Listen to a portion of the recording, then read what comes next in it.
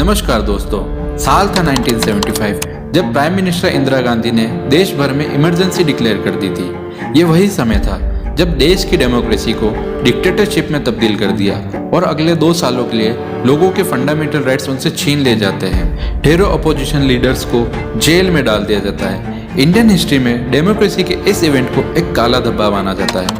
25 जून 1975 से लेकर 23 मार्च 1977 के बीच उन 21 महीनों में देश में क्या क्या घटा, उस बात का आइडिया तक देश की ज़्यादातर जनता को नहीं होगा, पर हर देशवासी को ये पता होना चाहिए उस दौरान क्या हुआ, क्या रीजन से इमरजेंसी डिक्लेयर करने के पीछे और क्यों इसे इतना खौफनाक माना जाता है। आज के इस वीडियो में इस सवाल के अलावा ये भी जानेंगे कि इमरजेंसी क्या होती है, इसे क्यों और किस तरह लगाया जाता है। हेलो, मेरा नाम है रजनीश, स्वागत है आपका सोशल मुंडा में। चलिए शुरू करते हैं। सबसे पहले ये जानते हैं कि इमरजेंसी प्रोविजन हमारे इंडियन कॉन्स्टिट्यूशन में आई कैसे। ब्रिटिशर्स ने हमारे सिविल और पॉलिटिकल राइट्स को काबू में करने के लिए कई लॉ बनाए, पर इंडिया की आज़ादी की लड़ाई में हमेशा इन लॉज का विरोध किया गया। तो आखिर इंडिपेंडेंस के बाद भी इमरजेंसी जैसा प्रोविजन हमारे इंडियन कॉन्स्टिट्यूशन में पास कैसे हुआ। जब आप हिस्टोरियन ज्ञान प्रकाश की बुक इमरजेंसी क्रॉनिकल पढ़ते हैं तो उसमें बताया है कि इंडिया के ड्राफ्ट कॉन्स्टिट्यूशन में इमरजेंसी का प्रोविजन हमेशा से मौजूद था। तो जब इसे कॉन्स्टिट्यूशन असेंबली में पेश किया गया तो ये प्रोविजन देख के कई मेंबर्स हैरान रह गए और उसका काफ़ी कड़े शब्दों में विरोध भी किया। असेंबली मेंबर तजमुल हसन ने तो फ्रस्ट्रेट होकर ये तक कह दिया, इंडिया एक आज़ाद देश है और अगर इस देश के लोगों को रिवोल्यूशन चाहिए तो उन्हें रिवोल्यूशन मिलने दिया जाए। उनका मानना था कि किसी भी इंसान के पास, चाहे वो प्रेसिडेंट ही क्यों ना हो, इतनी पावर नहीं होनी चाहिए कि वो फंडामेंटल राइट्स ही सस्पेंड कर दे। और वहीं HP कामत ने कहा, ये प्रोविज़न जर्मन कॉन्स्टिट्यूशन की तरह है जिसका मिसयूज़ करके हिटलर ने नाजी डिक्टेटरशिप क्रिएट की थी। लेकिन ड्राफ्ट कमेटी के चेयरपर्सन BR अम्बेडकर के साथ कई मेंबर्स जैसे वल्लभ भाई पटेल और KM मुंशी का ओपिनियन अलग था। उनका मानना था कि अगर देश ही नहीं रहेगा तो इंडिविजुअल फ्रीडम का होना नामुमकिन हो जाएगा और दुनिया में ऐसा कोई देश नहीं जो खुद की प्रोटेक्शन करने की कोशिश ना करे। ऊपर से इंडिया एक नया देश था जिसके बनते ही उसे पार्टीशन के हॉरर से गुजरना पड़ा था। कई पॉलिटिकल कमिटीज़ और वेस्टर्न लीडर्स जैसे विंस्टन चर्चिल ये तक मानते थे कि इंडिया की डेमोक्रेसी ज़्यादा दिन तक नहीं चलेगी क्योंकि यहाँ पर काफ़ी ज़्यादा डाइवर्सिटी है। ऐसे ही इंटरनल और एक्सटर्नल थ्रेट्स को देखते हुए कॉन्स्टिट्यूशन असेंबली ने इमरजेंसी का प्रोविज़न कॉन्स्टिट्यूशन में रखा। साथ ही असेंबली ने इंडिपेंडेंट इंडिया की आने वाली जनरेशन को ये भरोसा दिलाया कि वो इस प्रोविज़न का कभी मिसयूज़ नहीं करेंगे। पर क्या हमने इमरजेंसी जैसे पावरफुल टूल का इस्तेमाल नेशनल इंटरेस्ट के लिए किया या फिर अपने पॉलिटिकल इंटरेस्ट के लिए? इन सवालों को समझने के लिए पहले हम ये जानते हैं कि इमरजेंसी आखिर होती क्या है। इंडियन कॉन्स्टिट्यूशन के पार्ट 18 में आर्टिकल 352 से आर्टिकल 360 तक इमरजेंसी के प्रोविजंस दिए गए हैं। इसके हिसाब से इंडिया में 3 तरह की इमरजेंसी प्रेसिडेंट के थ्रू लागू की जा सकती है। इन्हें नेशनल इमरजेंसी, प्रेसिडेंट रूल और फाइनेंशियल इमरजेंसी कहते हैं। आर्टिकल 352 के अंदर प्रेसिडेंट नेशनल इमरजेंसी डिक्लेयर कर सकता है। नेशनल इमरजेंसी 2 टाइप की होती है, इंटरनल और एक्सटर्नल। एक्सटर्नल इमरजेंसी को वॉर या फिर एक्सटर्नल एग्रेशन के ग्राउंड पे डिक्लेयर किया जा सकता है। अगर कोई कंट्री इंडिया के साथ में फॉर्मली वॉर डिक्लेयर करता है या फिर इनफॉर्मली इंडिया को अटैक करने की कोशिश करता है तो उस खतरे से डील करने के लिए गवर्नमेंट नेशनल इमरजेंसी का सहारा ले सकती है।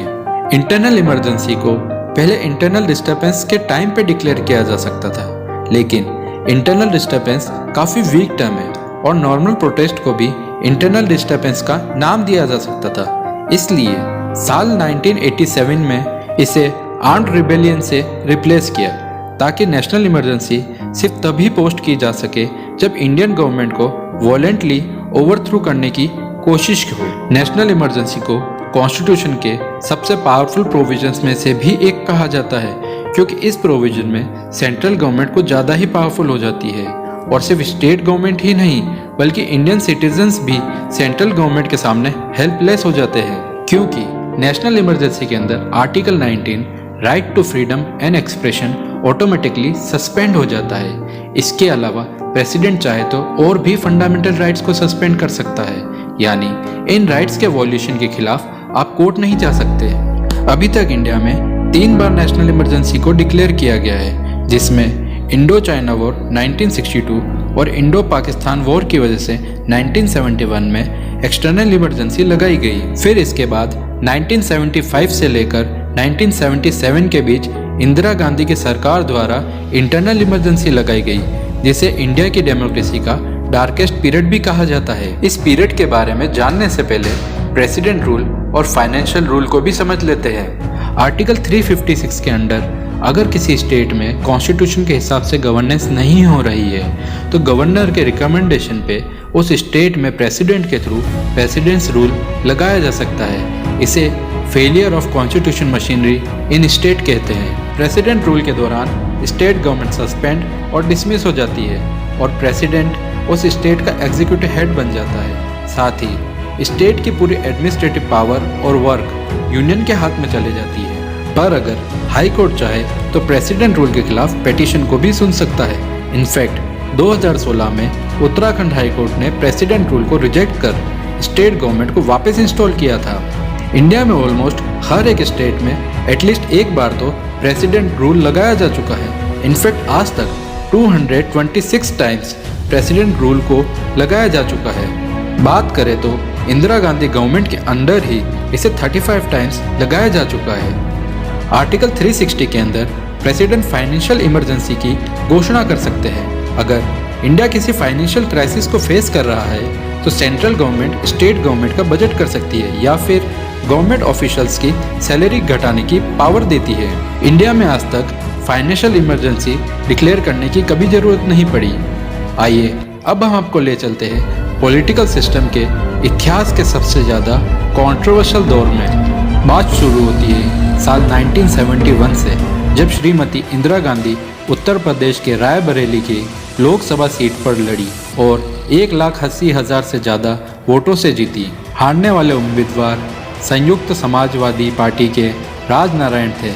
राजनारायण जी स्वतंत्र सेनानी भी रह चुके थे और हारने के बाद उन्होंने इंदिरा सरकार पर केस कर दिया। कारण था चुनाव के दौरान 2 बार किया गया आचार संहिता का भंग। राजनारायण जी ने इलाहाबाद हाई कोर्ट में इन 2 बिना पर केस किया था। एक, नई दिल्ली के प्रधानमंत्री सचिव यशपाल कपूर ने रायबरेली में इंदिरा गांधी के चुनाव का संपूर्ण संचालन किया था, जो कायदे के मुताबिक कोई भी सरकारी कर्मचारी नहीं कर सकता। और दूसरा, रायबरेली में जिस मंच का निर्माण किया गया था उसकी फंडिंग उत्तर प्रदेश सरकार के सरकारी कर्मचारियों ने की थी, जो आचार संहिता के खिलाफ था। केस की कार्रवाई के दौरान जस्टिस सिन्हा ने मार्च 1975 में खुद प्रधानमंत्री को कोर्ट में हाजिर होने का सम्मन भेजा। ये अपने आप में एक बड़ा ऑर्डर था। आज से पहले भारत के प्रधानमंत्री की कोर्ट में पेशी नहीं हुई थी। 18 मार्च 1975 के दिन इंदिरा गांधी इलाहाबाद हाई कोर्ट में हाजिर हुई। प्रधानमंत्री के रुतबे का ध्यान रखते हुए उनके बैठने की व्यवस्था न्यायमूर्ति के मंच पर ही की गई थी, लेकिन उनकी कुर्सी जस्टिस सिन्हा की कुर्सी से थोड़ी नीचे रखी गई थी, क्योंकि प्रजातंत्र में शासक और न्यायपालिका कभी एक बराबर नहीं होते। इस घटना से ये साबित हो गया कि जस्टिस सिन्हा किसी भी पक्षपात के बिना अपना फैसला सुनाने वाले थे। इसके बाद उनके अनुसार उनको खरीदने की कई बार कोशिश की गई, लेकिन सब प्रयास निष्फल हो गए। कुछ दिनों तक कार्रवाई चलती रही और आखिर में समाचार मिले। एक दिन जस्टिस सिन्हा ने मिस गांधी को अनसीटेड कर दिया और ऑर्डर के पेपर इंदिरा गांधी तक पहुंचाए गए। इलाहाबाद हाई कोर्ट के जजमेंट की, जिसमें इंदिरा गांधी को आरपीए 1951 एक्ट के तहत करप्ट प्रैक्टिसेस में गिल्टी पाया गया और उनके इलेक्शन को नल एंड वॉइड डिक्लेयर कर दिया गया, जिसकी वजह से वो 6 साल तक इलेक्शन में कॉन्टेस्ट नहीं कर सकती थी। लेकिन 24 जून को सुप्रीम कोर्ट ने इस जजमेंट पे कंडीशनल स्टे लगा दिया और इंदिरा गांधी पीएम बनी रही। इस बात से सरकार में बहुत बड़ा बखेड़ा खड़ा हो गया और तब ना चाहते हुए भी इंदिरा गांधी के पास त्याग पत्र देने के अलावा कोई रास्ता बचा नहीं था। अब इस राजनीतिक आपत्ति से मिस गांधी को कोई नहीं बचा सकता था, सिवाय एक चीज के, वो थी धारा 352, या साफ साफ शब्दों में कहे तो इमरजेंसी। काफ़ी मेहनत के बाद अब पूरी प्लानिंग भी तैयार थी। इंदिरा गांधी को अब सिर्फ इसे इम्प्लीमेंट करने के लिए एक बहाना चाहिए था और वो बहाना भी उन्हें मिल ही गया। तो बात कुछ यूँ बनी। 23 जून 1975 के दिन विरोध पक्ष के नेताओं ने जयप्रकाश नारायण को इंदिरा गांधी के खिलाफ आंदोलन करने के लिए खड़ा किया था और नारायण ने यह जिम्मेदारी उठा ली क्योंकि इलाहाबाद हाई कोर्ट में दोषी करार होने के बाद श्रीमती इंदिरा गांधी अगर सत्ता नहीं छोड़ती तो वो लोकशाही का खंडन माना जाता। इसलिए विरोध के लिए नारायण ने दिल्ली में रैली का आयोजन किया और लाखों लोग इसमें शामिल हुए। नारायण ने न सिर्फ लोगों को भरोसा दिलाया अपितु उन्होंने पुलिस और मिलिट्री को सरकार के गैर कानूनी हुक्म ना मानने की गुजारिश भी करी। बस श्रीमती इंदिरा गांधी के मुताबिक धारा 352 के तहत आर्म्स रिबेलियन का ये अच्छा मौका था। रातों रात इमरजेंसी के घोषणा पत्र फॉर्मेलिटी के लिए तैयार करवाए गए। फिर सिद्धार्थ शंकर राय राष्ट्रपति भवन पहुंचे। उसके बाद इंदिरा गांधी और R.K. दवानी भी वहां पहुंचे। राष्ट्रपति जी ने जिन कागज पर दस्तखत किए थे उनमें सिर्फ इतना लिखा था, in exercise of power conferred by clause one of article 352 of Constitution, I Fakhruddin Ahmed, the President of India, a program mission declared that any emergency, whether by security of India, is taken by internal disturbance। और इसकी घोषणा पूरे देश के सामने 25 जून 1975 की सुबह 8 बजे ऑल इंडिया रेडियो पे की गई। उसके बाद लीडिंग न्यूज़पेपर ऑफिसेज की इलेक्ट्रिक सप्लाई रोक दी गई और सेंसर बोर्ड के मेंबरों को ऑफिस में स्टेशन करा दिया गया ताकि न्यूज़पेपर के सभी कंटेंट को पब्लिश करने से पहले मॉनिटर किया जा सके। शाह कमीशन के हिसाब से इस दौरान 1 लाख से ज़्यादा इंडियन सिटीजन्स को इलीगली डिटेन किया गया और उन्हें ये तक नहीं बताया किन रीजंस के चलते उन्हें डिटेन किया जा रहा है। इनफैक्ट अपोजिशन पार्टीज के ऑलमोस्ट सारे पॉलिटिकल लीडर्स को जेल में डाल दिया गया था। पार्लियामेंट के ऑपरेशन नंबर्स काफ़ी कम हो गए थे, जिसका इस्तेमाल करते हुए गवर्नमेंट ने कॉन्स्टिट्यूशन में कई अन्य कॉन्स्टिट्यूशनल अमेंडमेंट को इंट्रोड्यूस किया।